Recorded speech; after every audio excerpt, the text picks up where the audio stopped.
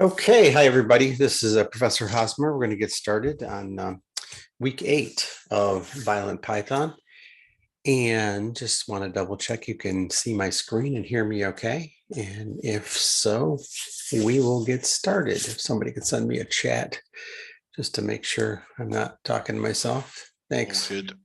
Thank you. Because I just dropped my microphone. I want to make sure I didn't break it. Okay.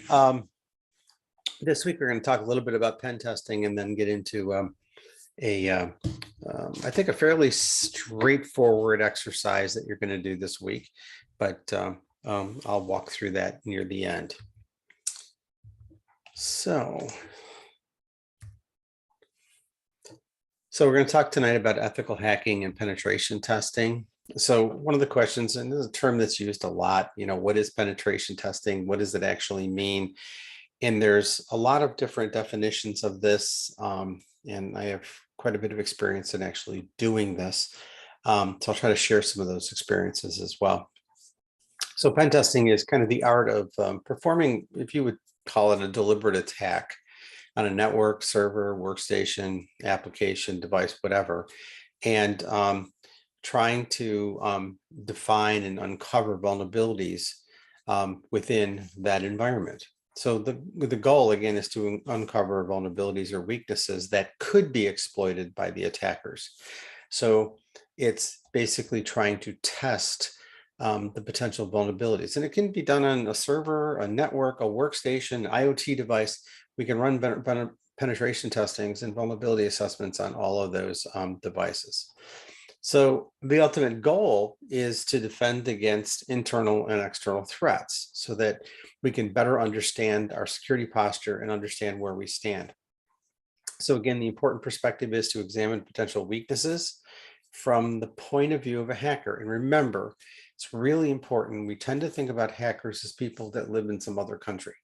A lot of the attacks that we undergo happen from the inside. So hackers can be outside organization or inside organization or facilitating an attack from the outside. So just keep that in mind because we tend to think about it from the outside in only. So we want to examine flows in and out of the systems, the network, the applications, and the devices, even down to IoT devices, which are a big element today. So when we think about performing penetration testing and vulnerability assessments, lots of different terms that we use for this. Some of the basic tenets are cause no harm. Part of that is to verify you have the authorization to perform the tests and make sure you have that authorization in writing. I'll talk about why in a couple of minutes, but do not share or disseminate the proprietary information because you're going to be exposed to information that you don't have authorization to share. So again, do not share without written authorization vulnerabilities or weaknesses discovered during a penetration test.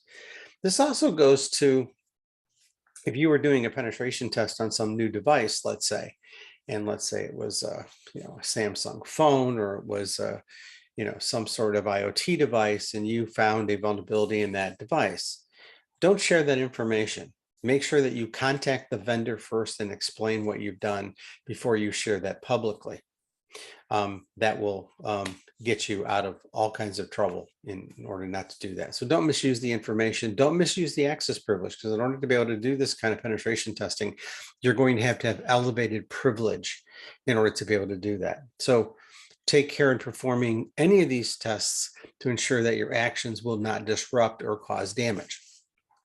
So we'll talk about this just a little bit more. So what are some of the key elements of ethical hacking and penetration testing?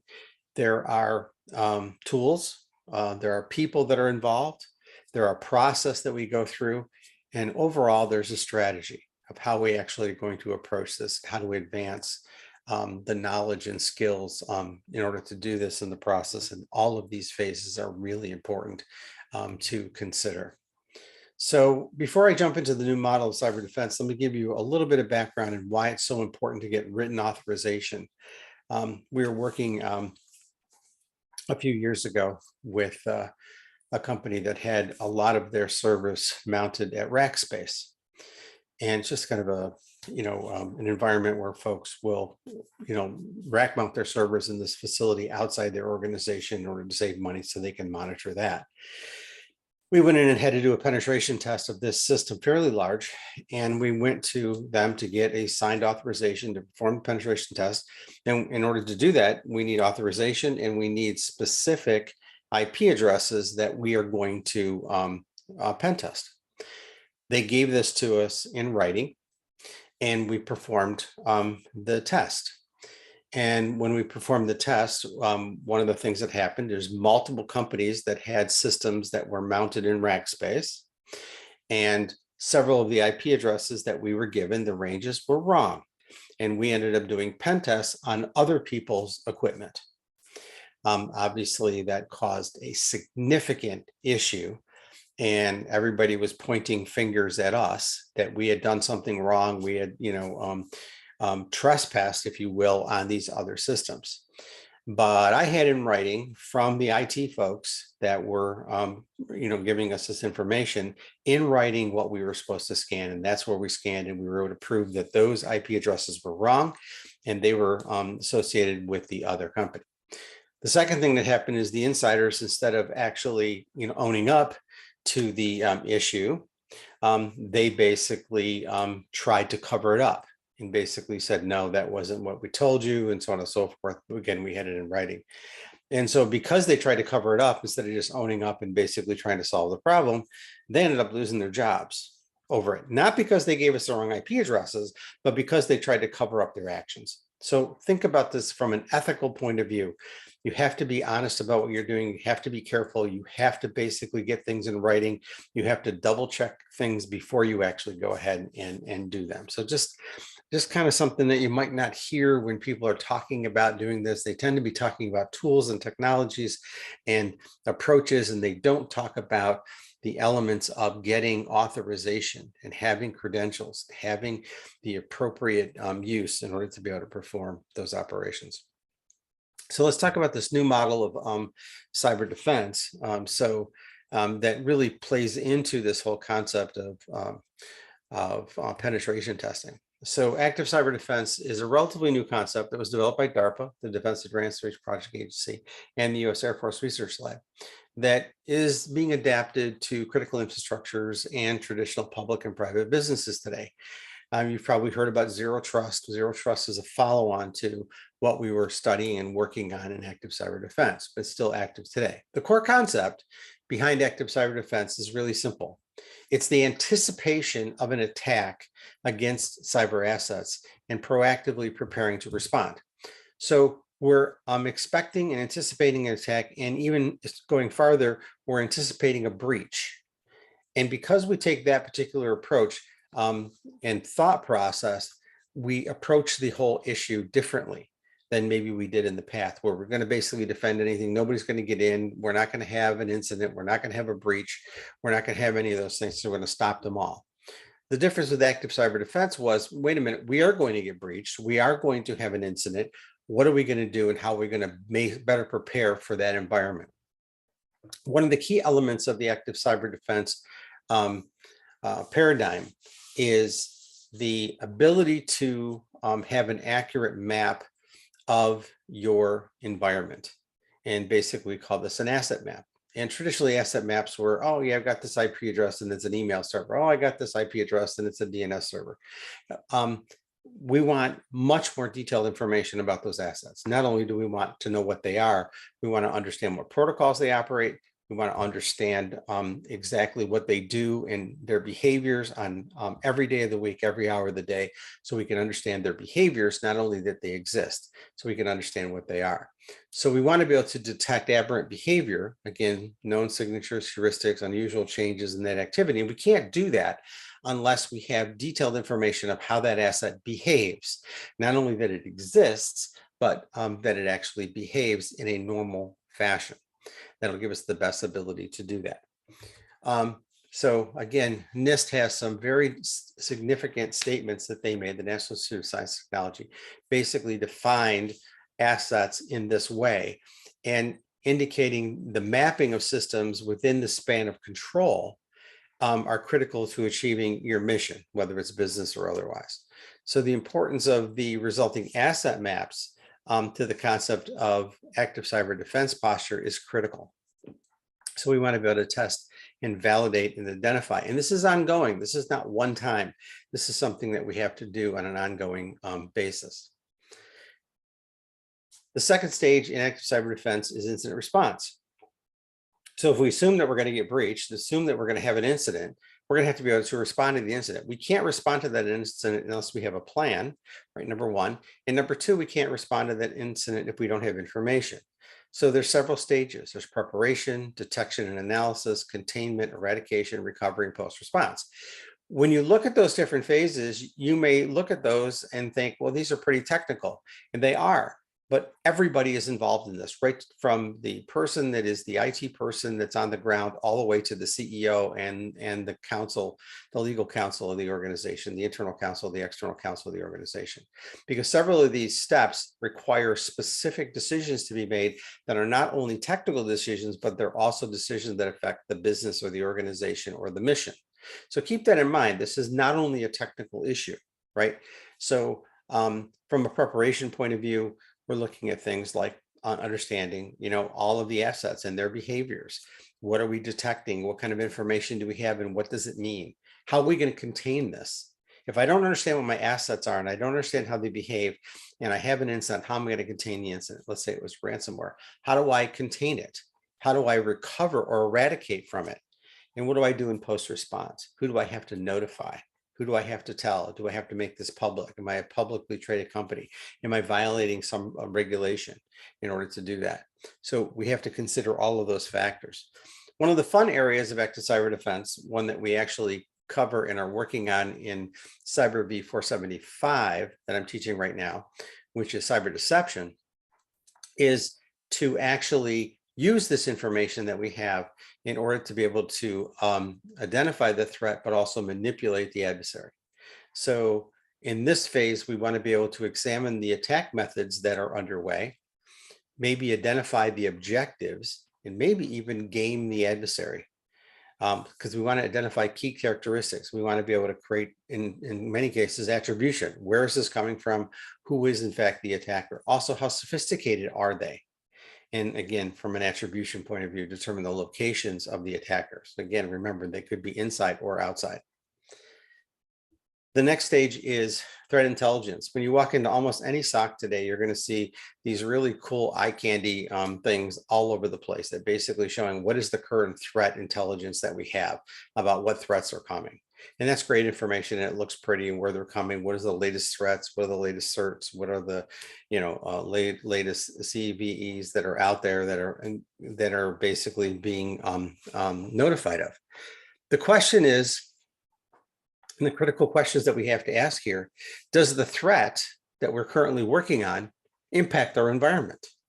Well, going back to asset identification and behavior, if we don't know how those, what those assets are and how they behave and what they are, how can we even answer that question? But if we can, and we believe that the threat will impact our environment, we have to determine how it will impact our environment. And most importantly, what do we do? And what changes to our security posture should we consider now or in the future in order to be able to operate? So again, why asset mapping is vital is because it affects every aspect of active cyber defense, whether it's incident response, threat manipulation,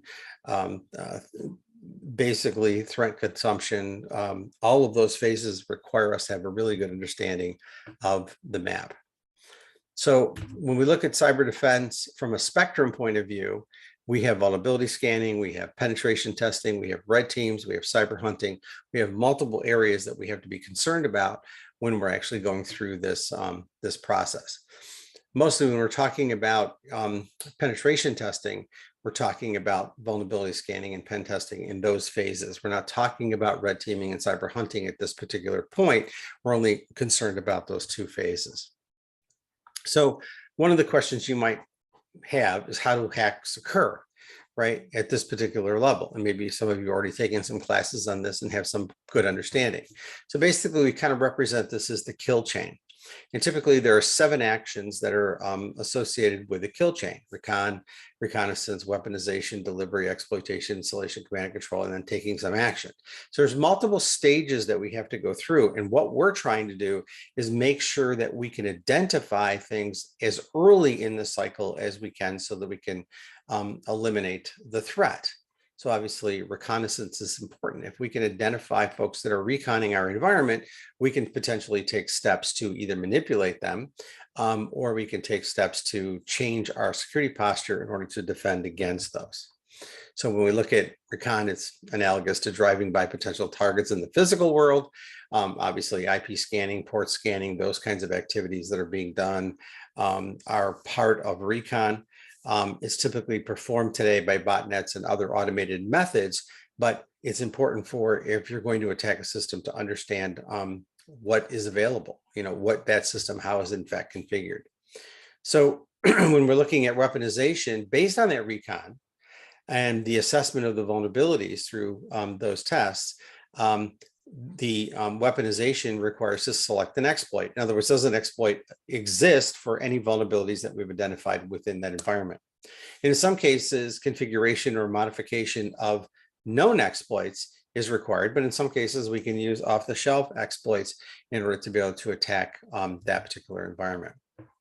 So delivery, obviously multiple ways to deliver that. The one that we are concerned with today is certainly today social engineering, or even phishing in phishing environments where we're basically getting somebody to make a mistake are the ones that today that we still focus on today as the way in for the adversary. Once you have that, you have now maybe gained access to an unauthorized credential.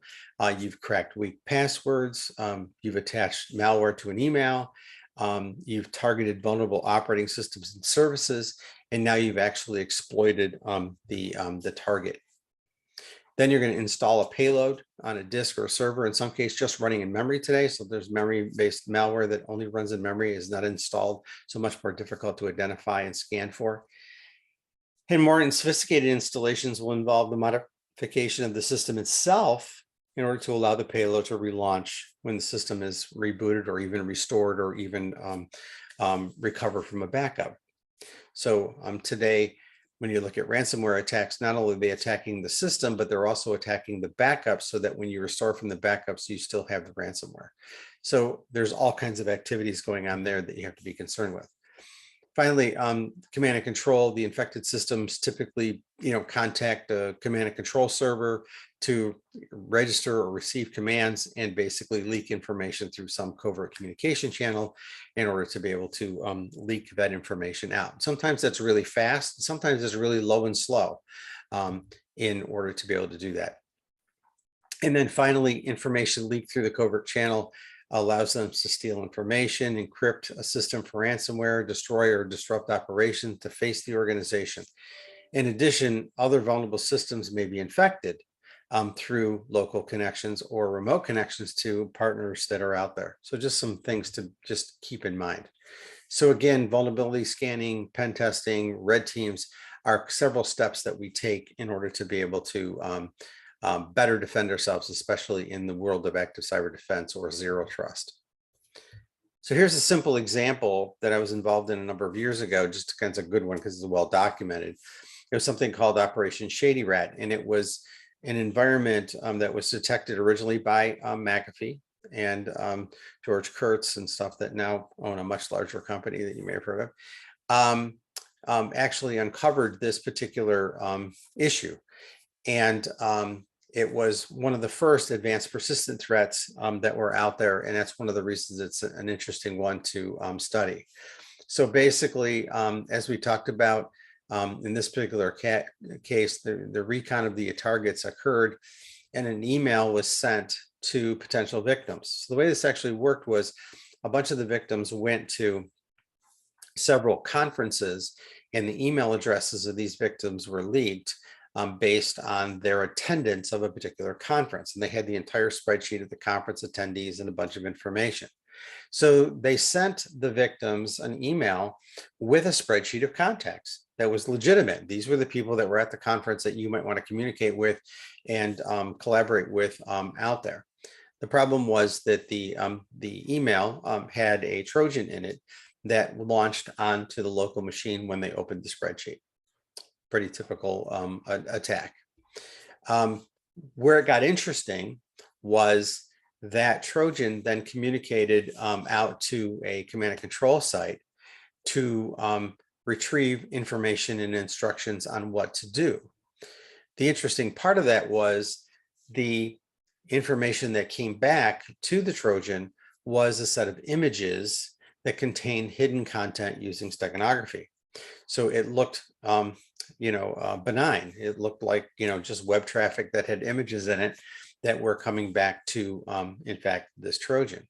And so then what the Trojan did was to take those commands passed by the Trojan and basically then collected information from the various systems and then communicated them back using the same method, hiding information that was stolen in digital images using steganography in order to be able to communicate to the command and control site.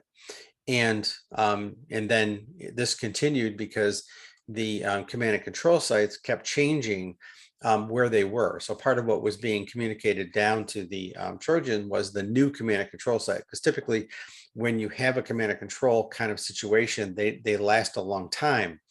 But in this particular case, they were very temporal. They only lasted a few days. And so then they changed the location of where the communication to the command and control center would be. So it would be difficult to shut them down. And so, again, it was one of the first models that folks were using for active cyber defense. So the impact, 71 companies, governments, and nonprofits were impacted. 27 of the 71 were US federal, state, government, and defense contractors. 14 different countries, including the US, India, Japan, Germany, Hong Kong, were impacted, and the command and control centers have been traced back to China and Shanghai. So the big problem was Shady Rat persisted before anybody found this for somewhere between 5 and 7 years. So you can imagine the amount of information that was leaked over that period of time.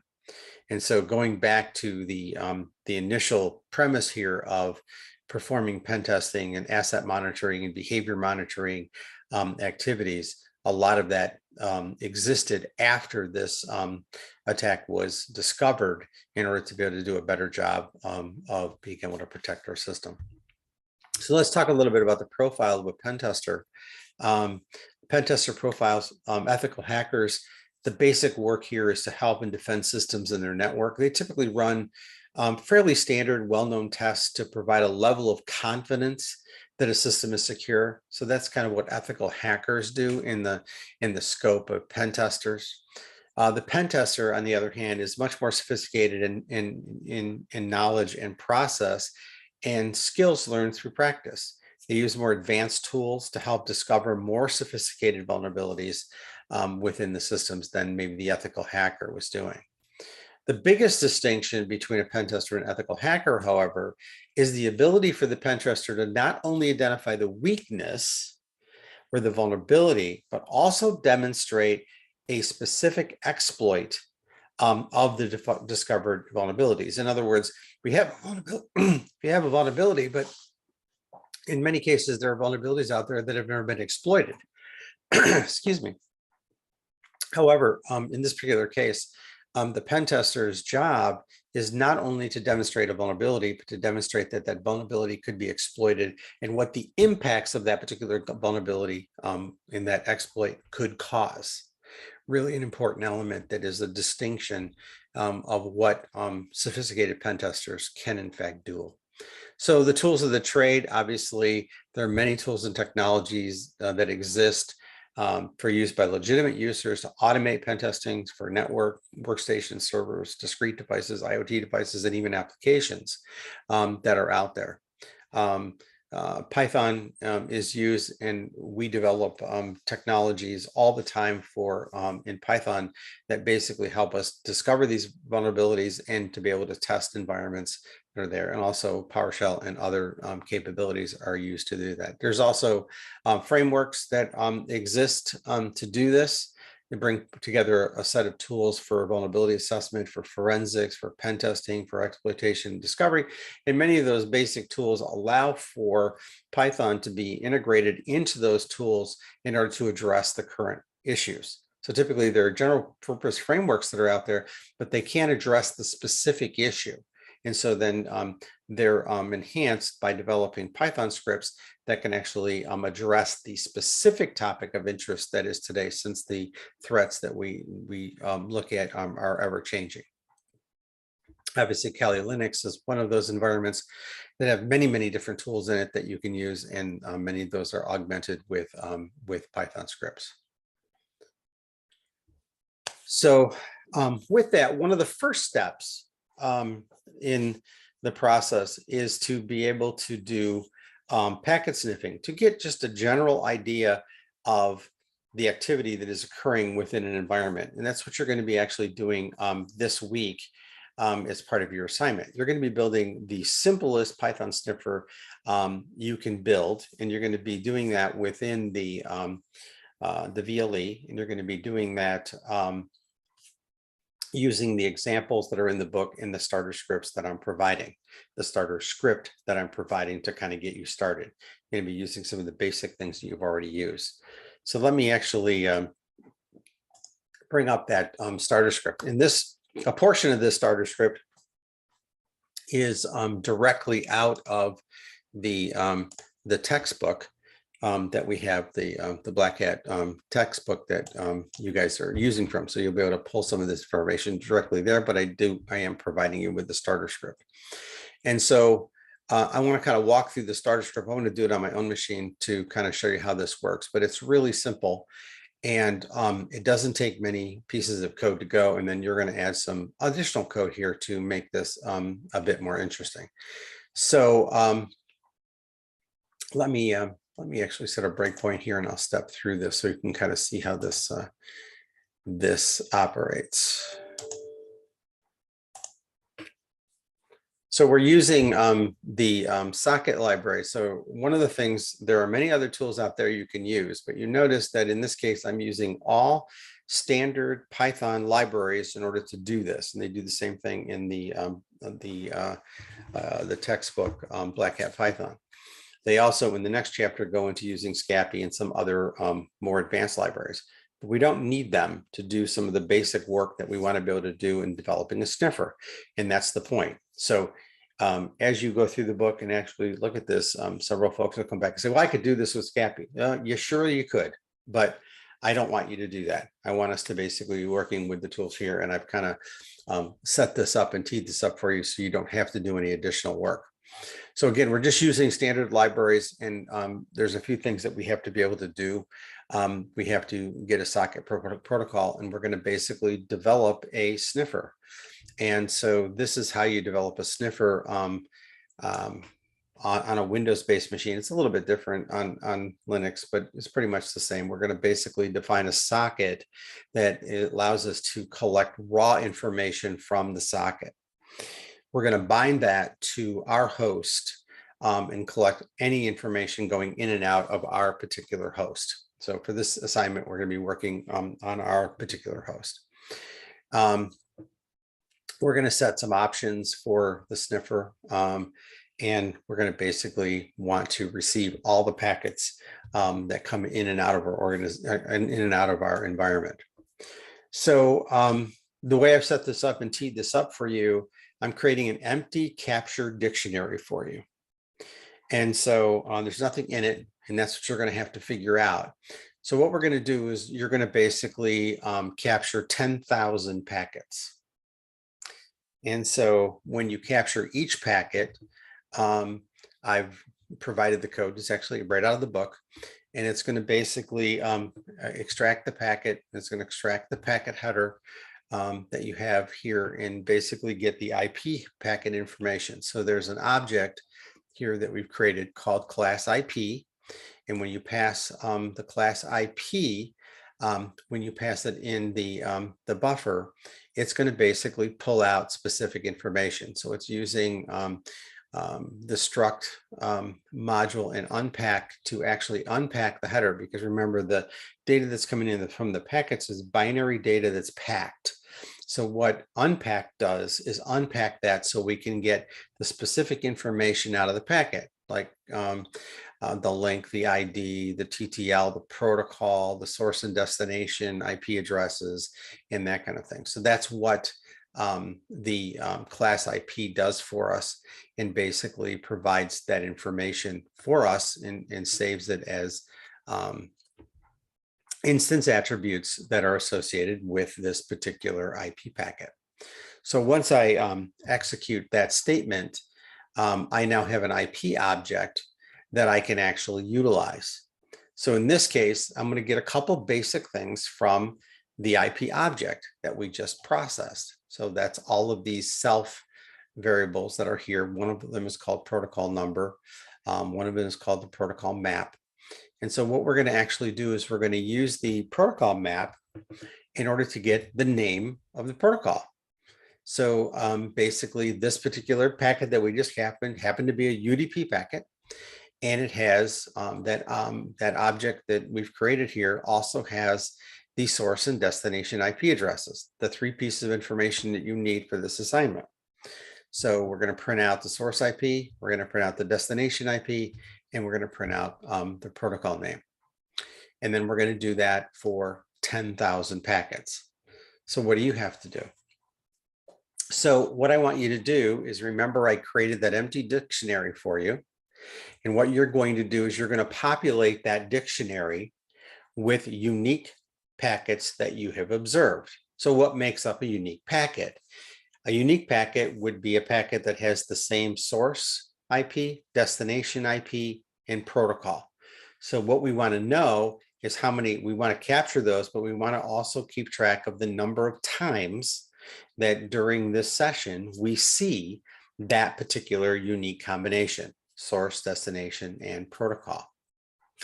And then what you're going to do is you're going to update that dictionary for each of the unique observations you've made with the number of occurrences of each one of those unique packets: source, destination, and protocol.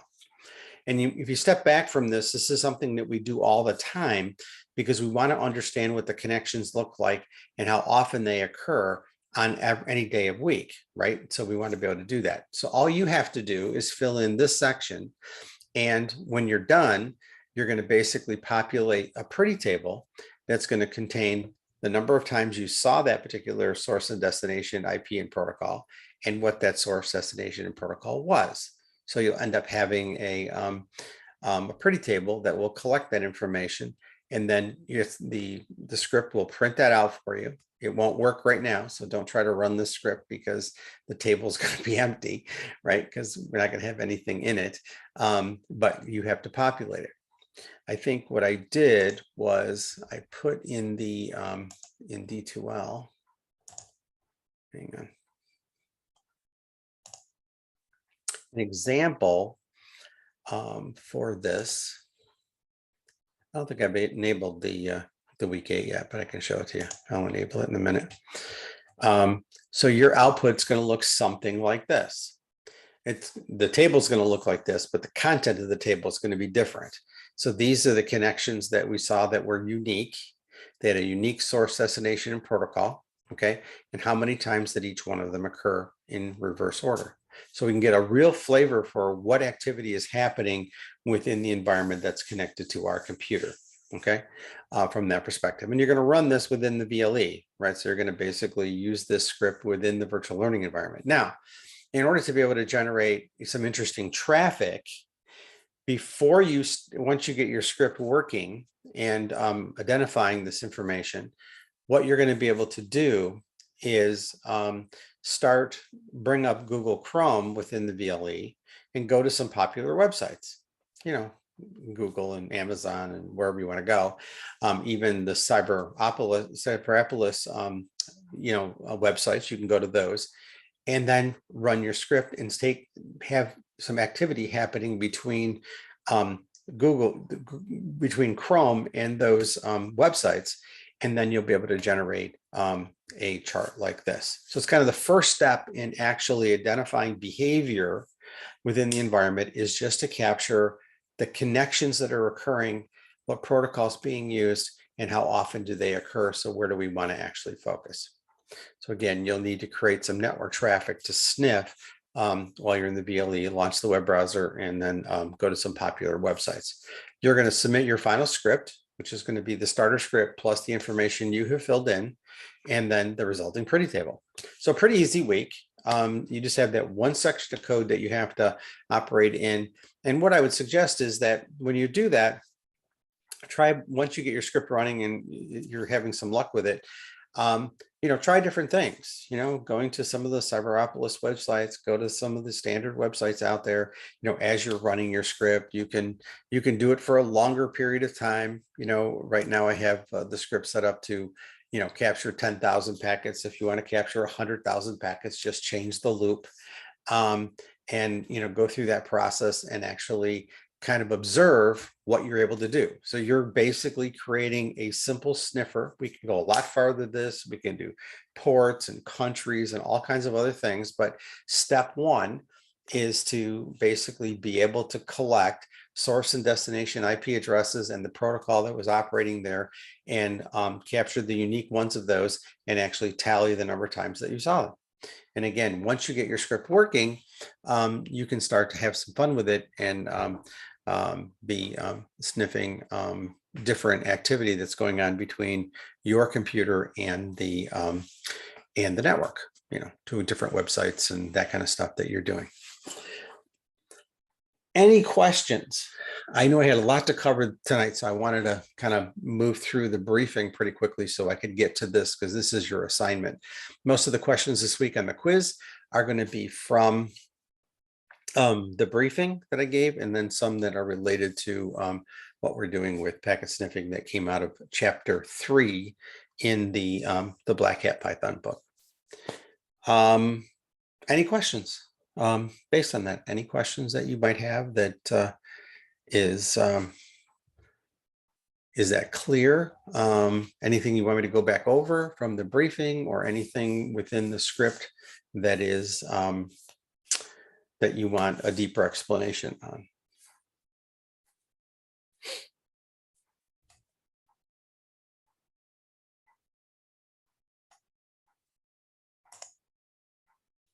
I thought I made the fatal error and I didn't record the session, but I did. No questions. This is clear. Everybody's good. No problems. You guys still there? Can you hear me? Yep, still hear you and no problems. Okay, great. Thank you. Thank you for responding. Allison, Elizabeth, did you have anything that came across your desk that I should address tonight that I haven't covered yet?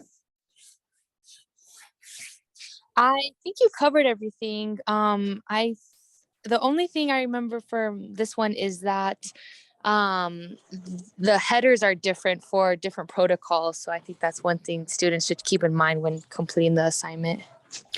Yeah, one of the things, that's a really good point. One of the things is that in the Black Hat Python book, the scraping of information out of the packets is here. And what I would suggest is make sure that you go through this and kind of understand how unpack works, because you can do that on other protocols as well. It's a good point, but unpack uses a very specific syntax in order to pull out information, because it knows the structure of an IP packet, so it can basically pull that information out. So it's always kind of nice to go through here and look at the different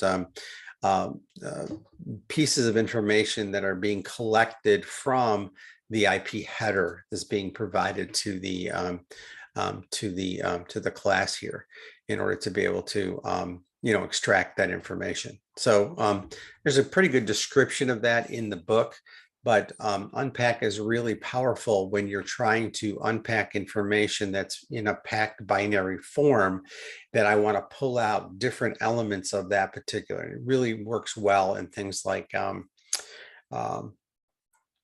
packets that are coming across the network. It also can be applied to things like digital images, photographic images that have a very specific structure, and we can use the struct unpack, which is again a standard Python library that allows us to basically extract information that's stored in some packed binary format. So it is a good point, Elizabeth, that there's a lot of information that can be extracted from the headers, and being able to extract that information that's out there. This is a little kind of a cute trick that they used. I did it differently in the scripts that I've written in this area, but it's actually kind of neat where they basically are going to map the names of the protocol based on their protocol number. Since we know what the protocol number is, you can map those. So the way that that works in the code is that we can use that that map to be able to provide the protocol number, and the map will return the string that identifies what that protocol is. So you could, if you had more protocols, you could just add them here to this dictionary. So it's basically just a simple dictionary that they created that you can then look up those protocol numbers, because you get those from the header. That IP object has the number, but we want it to be something that would be human readable. So that's how you do that particular lookup. If the protocol number that came back from this packet doesn't exist in that simple list, right, we get an exception because the lookup failed, and then you set the protocol name to unknown. So it's a really simple way to create lookups when you have something like a number that you want to basically assign to a string that would be human readable. And that's how we're able to print out, in this particular case, UDP, because the protocol number in this particular example was 17. And if you go back up here, 17 is associated with the protocol UDP. If it was 6, it would be TCP. If it was 1, it would be ICMP. So there's the different protocols that basically you can have. So just to kind of give you a flavor of that, of how to actually do those kinds of simple lookups, pretty much in one line of script, so that you could actually convert that number into something meaningful. So you could use that for a lot of different things that you might want to look up, where you've got a number and I want to translate it to something human readable.